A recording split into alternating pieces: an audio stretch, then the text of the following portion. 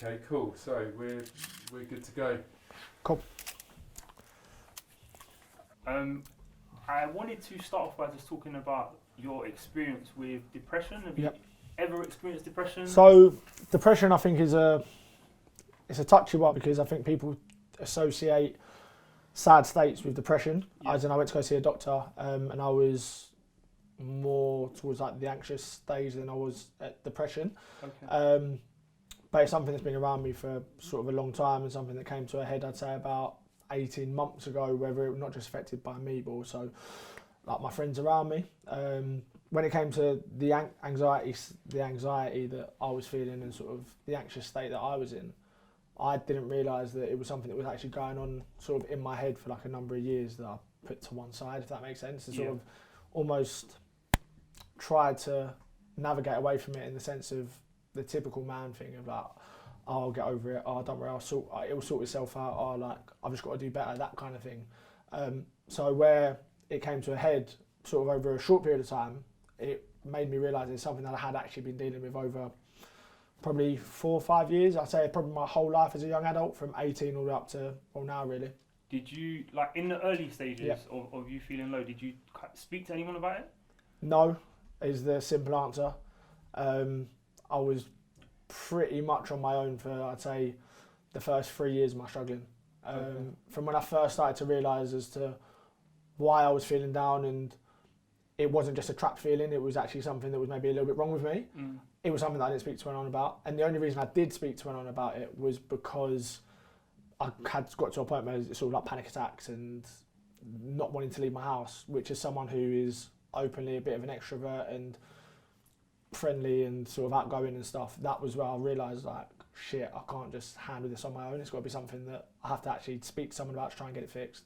And what was the first step you took in regards to dealing with it? The first step I took, it was actually speaking to my ex-girlfriend, who was aware of the situation that I was in the sense of I came to realise that the reason why I was feeling the way that I was, invariably it came through, it would start off with financial stability, where not necessarily maybe having money, but when money was coming in and being able to live the life that we as a young man almost get told to live. So she was sort of aware of just sort of where I was at, but not to the extent that it was like really sort of playing on my mind, that sort of sleepless nights. I wasn't going to job interviews because I had the fear of rejection, and I didn't want to sort of put myself through it and the stress of it. So I would like lie to someone I got cancelled, like the interview, because I'd got to that sort of that low of a point where I didn't actually want to go out and do anything with it. And yeah, speaking to my girlfriend at the time was the first step. Okay. And do you feel like you was hiding anything from her? Like I was hiding from everyone. It wasn't just her. It was family, friends, like I said, partner, colleagues at the time from before. It was, it was something that even some of my closest friends, considering, like I said, I've got a big circle of friends, and I'm particularly outgoing, I'd say. I had friends that sort of found out about sort of what was going on in my life, and they were like, what? Because obviously I would be with them or spending time with them or speaking to them every day. Yeah. And it was only after I sort of became really open about it and sort of trying to push a positive message around sort of mental health and trying to not just help me, but after I now feel like I'm on a really good upward spiral with it to try and help others. It's only then have people sort of started to realise little triggers and stuff, because that's something I'm really passionate about, and sort of like you've got to pick that kind of stuff up around with like your friends and your family. Yeah. But they were. Was there anyone sort of in your circle, family, or that you could think was relatable in regards to what you were going through, or did you kind of feel? Now we're talking about then I thought no. Okay. So then the answer was no, and I thought to myself, it's hard to admit, but I'm in a circle of friends where I say probably got better financial stability behind them than I do. Just at 18 I didn't get bought a car, I still don't own a watch, that kind of stuff. Whereas not saying that it's a problem for people to have that for them. But I didn't have that. Yeah. So where I was going through this sort of like really, really low point, I was making up scenarios in my head. It was almost like, I thought if I admit to my girlfriend at the time the troubles I'm going through, she would leave me to be with someone who is more stable. Or if I speak to my friends about it, they're gonna look at me like, how can you be like that? Because they can't relate to it. Do you know what I mean? I was making up scenarios in my head that didn't even exist because of this trapped feeling of what was going on in my life. And so I look back on it now and I can admit the answer is no. I didn't think anyone could relate to it. But I now know sort of hindsight's a wonderful thing, that they most definitely could, and there's so much more help out there than you realise while you're in that state. But it's a very hard thing to admit, and I can see that now. At the time when you was at your lowest of low point, did you ever have any sort of suicidal thoughts or anything near there? So in terms of, I think it's something that flashes. I can never say it's something that I personally like considered or seriously thought about. But the thoughts that come in and out, I think when you're in that anxious state and in that sort of trapped feeling, and I can admit now that like my problem was always in the night time, that it would get to sort of, I don't know, what we consider to be a normal bedtime, 11, 12 o'clock, and I would be like phone off, TV off, door closed, and I would not sleep till 6 in the morning because I was like so just consumed by thoughts. And that's what I mean about sort of the scenario situation. It would be, I would try and sort of go to sleep and then I'd think about something and then it would be channeled now for an hour, toss, turn, and it was like that for days on end. It was literally like a constant cycle. And then so the flash would come, not in the sense of I felt like I would ever want to end my life, because I didn't. It would be the thought of, would that make it easier? Would, you know, how would people feel around me if that was to happen? And the same thing would always happen every time. No, Mike, like, it's not even a, you know, it's like a flash. But that's, again though, that's why I'm like such a passionate person when it comes to trying to support suicide prevention and helping people with mental health. And, you know, even if it's just like coming to things like the Man Talk and stuff, just to get the right word out there, is because I think, oh, I was low and I had a flash. And like from doing loads of research on sort of things like suicide, you know, it's not something that is just like a gunshot reaction. It's something that people will seriously think about and consider for days, weeks, months. So if I'm getting flashes of it just because I'm anxious, how low must people be to get to that point? And it almost gets to a point where I became obsessive over it. You know, I was checking like daily numbers of people after what happened to my friends, of like how many people commit suicide, how many of them were young men, and like it was just like crazy. The more you looked into suicide, did it lighten the burden in regards to just feeling as though there were a lot of people going through the situation? Yeah, massively. And it's funny you say that. It's going back to what we touched on earlier, where do I feel like people could relate to me at the time? The answer was no. But now, from seeing how many people do struggle, especially people in like our demographic of, you know, young men, there's so many people out there that can relate. But the problem that we've got as young men is that we don't talk about it. It's not something that is just, it's not a common thing for us to sort of say to our friends, you know what, actually I'm struggling at the moment. And I say to my friends now, because I'm something I'm trying to like sort of push for, is what is the first thing you say when someone asks you, you're right? That everyone says, yeah, I'm sweet, mate, you good? Or like, it's instant, you don't even think anymore. It's literally like your body is trained to say, yeah, I'm good, how are you? And I'm now really like trying to train myself on the habit now, but is everything right though? Because when you actually give someone the double take, they're almost a bit like, well, why are you asking me twice? What? And they actually... And then they say, sometimes they'll be like, yeah, no, I'm good. And then they say, oh, actually.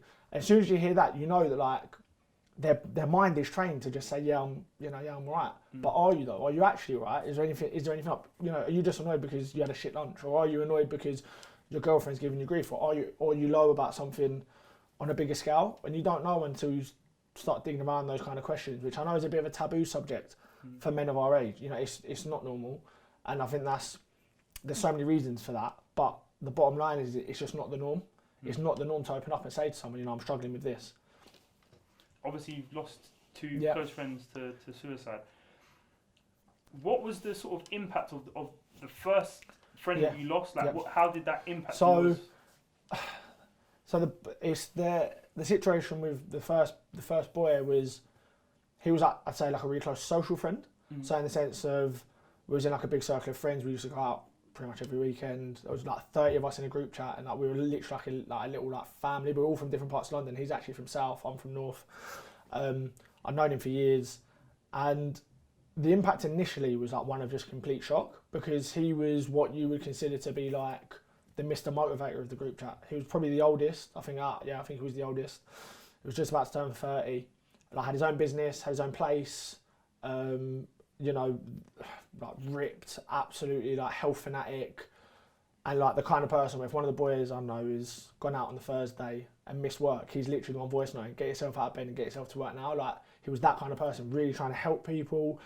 The one that you would just, I know it's very cliche again, but it's the one you wouldn't expect. But that was like a state of shock. It was like, oh, how's that happened? Like it was completely like unexplainable. Timing wise, I'd say that was probably about 3 months, if that, after I'd got out of my low point. So I was sort of in a really positive frame of mind at that point, because I would sort of finally got out of my rut, finally sort of, you know, not having sleepless nights, finally sort of, and then that hit me, and it was like, the message I was trying to say to my friends was, if we can get peace from the fact that he's not suffering anymore, because clearly he was suffering, not telling anyone, let's just make sure it doesn't happen again. That was kind of like the vibe I was going with, that it's horrible, and trying to like resonate with, you know, not just the 30 boys that we were close with, but then going to the funeral, all of his friends, family, whatever. Basically, don't let it happen again. You know, make sure you're there for each other. Make sure we can sort of make sure that we can't let it happen to anyone close to us again. Was the bottom line. And then for me it did, but not for anyone else in that group, because Mike, who probably some of the viewers will know from Love Island, he was like a close family friend. So Dom, my friend who passed away first, was November 2018, and then Mike was in March 2019, so it was probably about 3.5 months after. And that was like a completely different feeling, because obviously it was, you know, really family affected. Like my dad and his dad were good friends. You know, my dad coached us at football from when we was like that big. We were, you know, really close growing up. And it's different then, because it's not only is it my friend that I sort of see socially, or someone close to home. And that's where sort of my trigger was, really, that something really needs to be done, especially like as like how we are socially, how we are sort of culturally as young men. Because if you would say to like a 16 to 30 year old now, or let's say make it easier, go like 16 to 21 year old, if you would say to them, what kind of life do you want to live? I can guarantee you 80-90% of them would reel off Mike's life without, you know, subconsciously. Yeah. You know, they want the car, they want to be ripped, they want loads of Instagram followers, because popularity now is based on how many numbers you've got on your Instagram or on your Twitter. Like, that's what they consider to be popular. Not how many friends you've got, but how many followers you've got. You know, he had the car, he didn't pay when he went to like restaurants or bars and stuff. You know, everyone knew who he was. It was all of these things that these, you know, teenagers, what I consider to be like the next generation, they want that life. And then I sit there and think to myself, a boy who I grew up with had that life times 100, and he saw no other way out than to end his own life.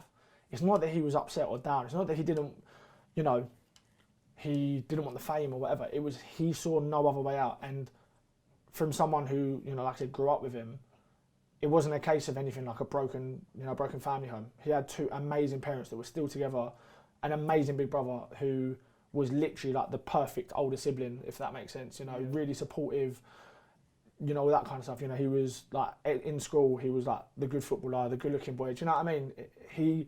It's not like where you say to yourself, oh, he might have had struggles in way before. No, it wasn't. So if someone has been given this life that society almost tells you that you should have, in terms of like the best watch, look the best, famous, whatever, that does not equal happiness. And it's not just money. It's a case of everything, like, you know, this thing that society almost tells you to have. And that's where sort of like my sort of real passion to sort of kick on and not let it happen again, because I said it once and it did. And like, obviously they're not connected whatsoever, so it's not like I had a conversation with Mike about sort of what happened before or anything like that. But happening twice in such a short amount of time, it was like, I can't do this again. I refuse to do it. I'm not putting another one of my friends in the grave through suicide. I can't let it happen. A question, and you don't have to answer if it's I would love to. uncomfortable for you to answer, but in regards to Mike's situation, obviously he got everything, he had everything. Do you feel that added, like, pressure-wise, in regards to him experiencing everything, and there sort of still being some sort of a void? Yeah, big time. You know, from, like I said, I was friends with him from children, like, as in proper children, like 6, 7, 8 years old. And I now look back on it now, and I can sort of see that he was sort of like an insecure kid, which I think a lot of kids are. It's not nothing sort of not abnormal about it, but like little things. Like my dad coached hundreds of kids in North London, and you know, like Mike's one of the best. He went and played pro. He was at Stevenage, whatever. And my dad said the only kid he would never shout at ever in like all of his years was Mike, because he was the kind of kid that would be like, I'm not playing football no more. Like, get me off the pitch, which is like it's very like relatable. A lot of kids go through that. Yeah. But as he got a little bit older, it was a case of he wasn't the kind of person that like popularity suited him, because he was popular and he chose not to have a big circle. He was the kind of kid that was, like I said, the best at football, really good looking, all the girls fancied him at school, that kind of stuff, and he didn't want it. Like he had, from the boys that we grew up with, he probably only stayed in contact with like maybe 2 or 3 of us, for someone who was like, you consider to be like the cool kid, do you know what I mean? Yeah. So when I look back on that and I look at what happened to his life after sort of going on the show, he wasn't built for it. You know, obviously he wanted to conform to society. He wanted sort of, you know, why would I not want sort of the car and the money and the, you know, the lifestyle of being a playboy kind of thing. Yeah. And he wasn't to know at the time that it was going to have such an effect, but it did. It 100% did. Like, and I don't think anyone that knew him would ever deny that it had a massive effect on him. Yeah. I want to go back to yourself. Yeah, like, now going through, you know, what you've experienced and obviously like losing friends, in regards to your own well-being, your own mental health, like how do you stay on top of that? It's a really good question, and it's a difficult one, because I think, especially with everything that's going on at the moment, like we're in a new world at the moment. I think this whole new normal is a bit off key, and I think for me it's being very self-aware. And I know that sounds really simple, but I learned where my sort of mental health triggers are, in sort of what would cause me to maybe struggle, or what kind of vibe around me is something that would maybe bring me down. And I feel mine are ones that a lot of men would relate to, is things like, you know, stability, like financially and mentally. So, you know, have I got a secure income, and is it enough for me to sort of do what needs to be done, save money, and sort of live the life that I want to live?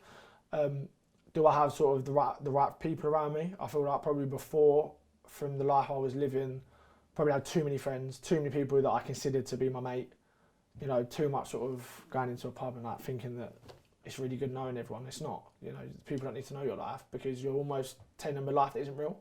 They look at you on Instagram and that's probably not your real life. You're only giving them that one money shot, not you when you're down. So yeah, being really self-aware of sort of where I'm at is the key for me at the moment. I need to sort of almost give myself a check on, you know, on a weekly basis. You know, I read a lot more than I ever did before. You know, just like little things like to-do list, gratitude list, things like that. What helped me, and I feel like they're helping me from getting away from what is something that could be relatable for young men, which is don't get yourself into a rut of dealing with something on your own. What sort of books are you reading? You say? So the one at the moment now, which I'm reading again, which I haven't read it for ages, Power of Now. Something that is key is in the title. It's sort of like living in the present, not sort of worrying too much about where you're going or sort of what's gone on before. That's one that, yeah, like I said, I'm reading it again because I hadn't read it for probably from when I was in recruitment, like years ago, as in trying to sort of like maximise what I can in sort of sales and stuff. But like during lockdown and stuff, trying to make sure that I'm doing what I can with like reading and stuff. Sometimes it's not even like say self-help books. You know, like the book before that I read was Why I'm Not Talking to White People About Race, which was just because, you know, growing up in a large circle of ethnic minority friends and the Black Lives Matter movement that really took off during lockdown, like that was just an eye opener for me, and just sort of self-awareness sort of as a white man with friends of an ethnic minority. It's right, can I be more self-aware? And it goes back to, you know, my point of I'm being better by being self-aware. So I didn't know it was going to be something that would help, but it did. And this is going to be my last question, and it could throw you off. I probably should have asked you prior to. No, I like it when it's a throw. Yeah. What's your either your most favourite quote or saying or advice? So it's mad because I kind of have like a little mantra that I kind of always say in anything related to like mental health and stuff, and mine has always been, it's okay not to be okay, but can we admit that? That's something that I'm like really passionate about, because I feel like that was my problem. I knew I wasn't okay, but I definitely couldn't admit it. Like, and I was in a position where I knew when I was really like at my lowest and I was Yeah, like I said, like for people who like know me socially, they'd be really shocked to hear that I was literally like I had a panic attack in my bedroom because I didn't want to go to a job interview, because it's like you just do not put Mike and that situation, it doesn't go. So I knew I wasn't okay, and I couldn't admit it, and then I go back to sort of why I'm really passionate about what I do, is because I had friends who suffered in silence, you know, and 2 of them to the point of no return. And I'm open about it now. I'm not someone who shies away from the fact that suicide has affected my life. But after seeing myself go through it on a lesser scale, and then 2 of my friends go through it on the biggest scale possible, can I now push that? Can I push the idea of it's okay not to be okay, but let's admit it? You know, we don't have to conform to society. We don't have to conform to the idea of, you know, a man has to be sort of the masculine person in the house and just has to take on the problems and not talk about it. That's not it. That doesn't have to be it. You know, and it's something that we have to push on for the next generation, because I don't want my child to grow up in a world where that's how a man's meant to be and a woman's allowed to go and talk to her friends about anything, and a sister and a mum and that kind of stuff. Because I relate to that on a grand scale. So few of my friends are happy to have that initial conversation. Yeah. Because they're probably not okay and they probably can't admit it. So that's mine. It's okay not to be okay, but can we admit that? So again, that's why I'm so big on sort of, you know, have that initial conversation. Don't be worried about being shown to be a masculine because you don't want to have that initial chat, because that will help save you further on down the line. And that's something that I think is just the most important thing. Don't be afraid to sort of have the initial chat. Don't do it before it's too late, because trust me, I've been there twice now where it was too late, and I can't ever get that back. So I want to do everything I can to make sure that even if it's not just for me but everyone else don't go through what I went through, because trust me, it's not good. Like, it's not something that I wouldn't wish on anyone. I know I said that was the last question. We can crack on now. We can go. Have you ever done therapy or? So I went. Not many people even know this. I didn't even tell my mum and dad and stuff like that. I went to 2 therapy sessions off the back of one of my friends recommending someone, and it really helped me sort of become self-aware of. I know this is going to sound a bit silly, but the therapist was so good that she was basically telling me that it's really like, she's almost too good. She almost said to me, like, you don't need to keep seeing me. Like, if you want to keep in contact, we can do like a session every 8 weeks or something. Because once I saw her after Mike died. Yeah. So it was like, I'd gone through a lot of stuff. I'd come out of that. I then lost 2 friends to suicide. And I'd done it more as a case of, I didn't go to her saying I'm feeling down. I was almost just basically spoke to her about my life, which was really weird, because she said the majority of people come and say I'm feeling like this, I'm feeling like that. And I was like, I felt like this. I was like that. And then I was, open up about sort of what happened around me. And she said that the most important thing for me is, and that's why I'm really self-aware, is being aware of my triggers. She said, like, from sort of the notes that she took and stuff like that, she doesn't see me as someone that's struggling right now, but she sees me as someone that if I was to struggle, I'd go like quite low. Yeah. So it was a case of, right, if you want to keep in contact, you can. But it's something that right now you seem to be, she said, forget the fact that you're mourning, forget the fact that you're struggling because people have died around you. In terms of yourself, like, you seem to be on the right path, which I know was true. So it was something that helped me just to sort of, again, that lightening of the load. Does that make sense? Yeah, sort of that weight lift on my shoulders. So I didn't want to think, is the death of my friends going to lead me to have a spiral? Because that can happen. Can death have an effect on me, kind of thing? Yeah. Well, thank you very much. We're going to thank you. And leave it there. No, thank you. Really enjoyed it. Wicked. Yeah. Thanks for being so open. That's all right. Cheers, Leon. That was really good.